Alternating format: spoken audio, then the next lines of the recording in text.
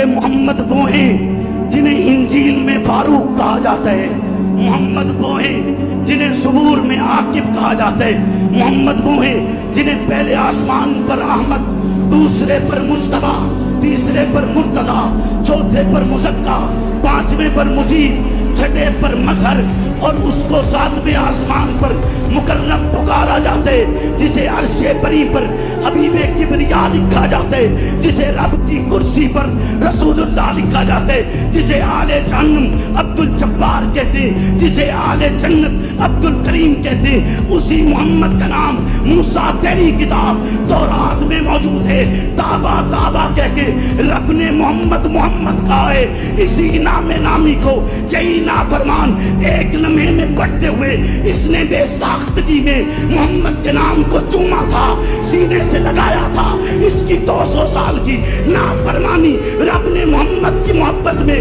ختم کر دی، اسے معاف کر چھوڑے تو پھر میں کیوں نہ کہوں دل جس سے زندہ ہے وہ تمنا تم ہی تو۔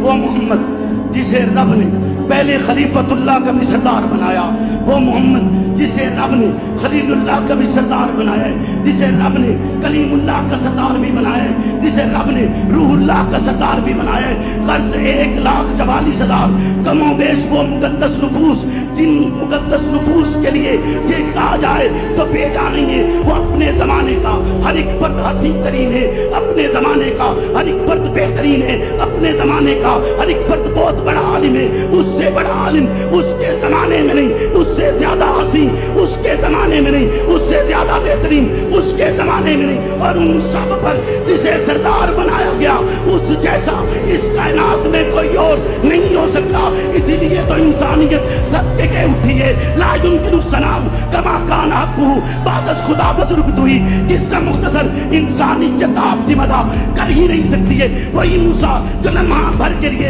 ایک ایک لمحے کے لیے رب کا دیدار ہوا، بے ہوش ہو کے جیسے کسی نے کہا موسیٰ ہوش رفتہ بجگے جلوائے دیدار تمہیں نے ذات بھی نہ کری تک تبسمی۔ موسیٰ تو ایک ہی جھلک میں بے ہوش ہو گئے اور آپ ہر لمحے اس کی بارگاہ میں مسکراتے رہتے ہیں، تو پھر میں کیوں نہ کہوں دل جس سے زندہ ہے وہ تمنا تمہیں